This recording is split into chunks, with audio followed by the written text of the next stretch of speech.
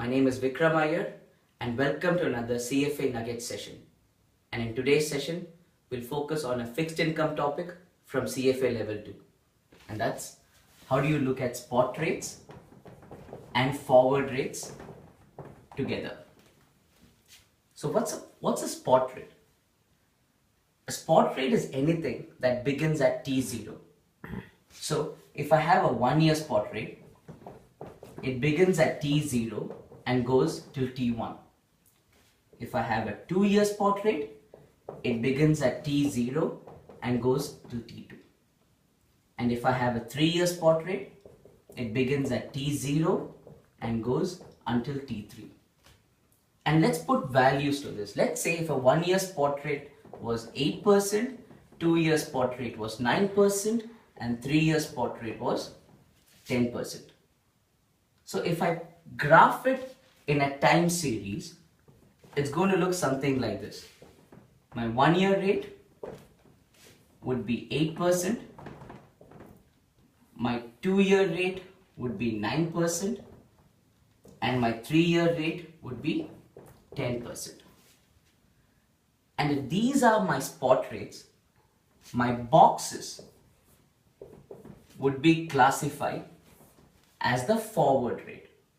A forward rate is anything that begins after T0. So if I name them, let's say A, B and C, how can I rename, how can I classify A in pure English language? A is nothing but the 1-year rate. It's the 1-year rate 1 year from now.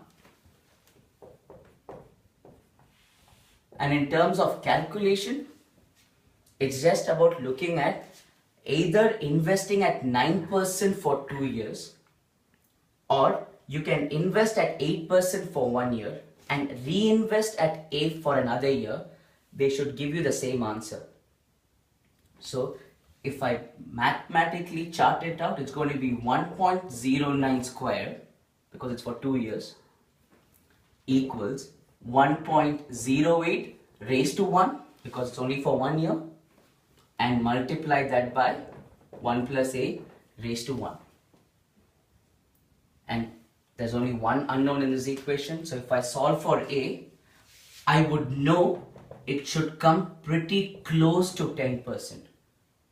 And the reason I know it's going to come pretty close to 10% is because if I invest at 9% for 2 years, that's giving me 18%.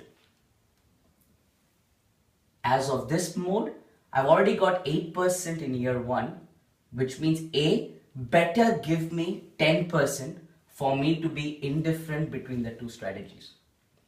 So that's another way to look at this. Either look at it mathematically or look at it visually, and you know your answer is going to be somewhere close to A.